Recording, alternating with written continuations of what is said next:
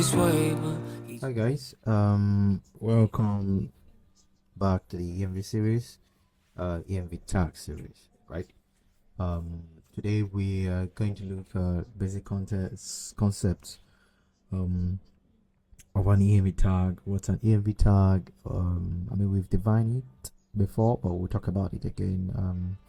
What is the data, or what are data elements? What are data objects? And then which in turn speaks about the structure of an EMV tag. So what is an EMV tag? An EMV tag is an identifier used in EMV standard to specify particular piece of data used in payment transaction, right? What I'm trying to say, like what I've said, is EMV tag is used to identify data in a payment transaction, right? Particular data field. For example, you can use the rate to know the amount, to know the card holder information, like the card holder name and all that, right? So you know, each tag represents an element in the whole length of data that is used for payment transactions, right? So the structure of an EMV tag. EMV tag mostly represented by hexadecimal format. It is called TLV format, right? So TLV means tag length value, right? That is the tag, the length, and then the value of the tag, right? So in a data, or in a whole sum of data for transaction, when those datas are being broken down, you see EMV tags in it, the value, and then the length, and then the tag name itself, right? So this is an example, right? You have 9F20, you have the length to be 06, and then you have the value here, right? So this is just a typical example of an EMV tag, like and then you will see something people call TLVS. TLVS, like TLV, is the structured data that contains all the TLVs together. All right, I don't know how I'm gonna put that. So for example, I have amount, I have card holder name, I have dedicated file name, I have application identifier, I have all those things, and I have the values. All I need to do is place them together, right?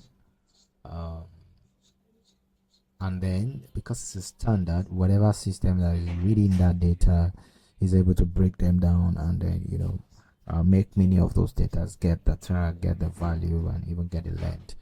Check if the length is correct and all that, right? So we'll go to data elements and data objects. What are data elements, or what is a data element? It's just a piece of information that is exchanged during a transaction, right? I'll go further to say it's a piece of information or in a particular transaction data, right? And so if I have lengths of transaction data, like, or I say I have fields of transaction data, a particular field in that is a data element, right? 9F20 is a data element, right? It's what you use to know what a particular field is, right? Whereas data object is a structure that includes the tag, right? The length, and then the value, right? So if you hear data object, it's what includes everything, right? That makes a TLV data, or that makes an EMV tag data as it is, right? The tag, the length, the value itself. The tag identifies the data element. Now you get it, what I'm trying to say. So the length identifies the size of the value, and then the value contains the actual data, right? So all together is called a data element. 902 rather is the transaction amount. The length of the data itself, it's 06, that's 6 bytes, and the value is this. Now you would be wondering why we have this long data, about 12, and then we call it 6 bytes. Like I said, EMV data or EMV tags, let me use the word EMV data now, right, are always in hexadecimal format, right? So 2 of those data makes 1 byte, right? Yeah.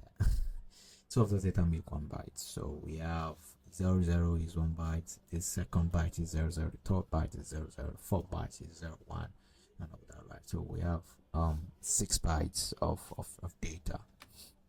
And then again, we just talk about importance of EMV tags. Again, I know we've actually mentioned that in the previous video. However, the importance is data communication. It helps the device to actually communicate securely and between each other, right?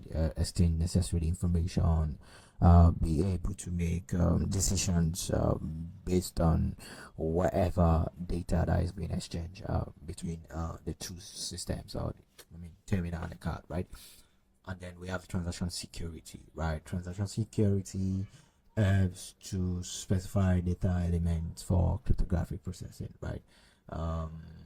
They have to know to guide against fraud. You know, if I know the TVR, for example, I'm able to know that, oh, okay, this transaction was replayed, this transaction is not replayed, right? Acquirers are burdened with the responsibility of doing these checks before sending it to the issuer, right? The reason why they should be burdened with those responsibilities is that, for example, you should check transaction time, transaction date, right? You should check transaction amount, you check the stand, to check the TVR, to check unpredictable number. You should check those things, right? As you are doing as you are actually performing or whenever you want to process a transaction as an acquirer, right? We have standardization. I've talked about it. EMV is a standard, just like an ISO standard, right? It helps to standardize our data across system networks and across different networks and systems can communicate together. It ensures interoperability, right? And Apple does not really need to have the same system as a Google. They just need to understand EMV, right? They need to understand EMV tags or EMV data, the way it's being structured, right? And then being able to make sense of whatever is being sent, right? So the way Apple set up their transaction manager is not the way Google set up their transaction manager, right? However, the way they will read the data is the same thing because it's a standard, right? So it helps with interoperability. Yeah, so that brings us to the end of this short very short episode of this series, right? We had to talk about those things, the data element, the data objects, right? Especially the data object, speaking about the TLV, what are TLVs, what is the advantage. And I know that we all learned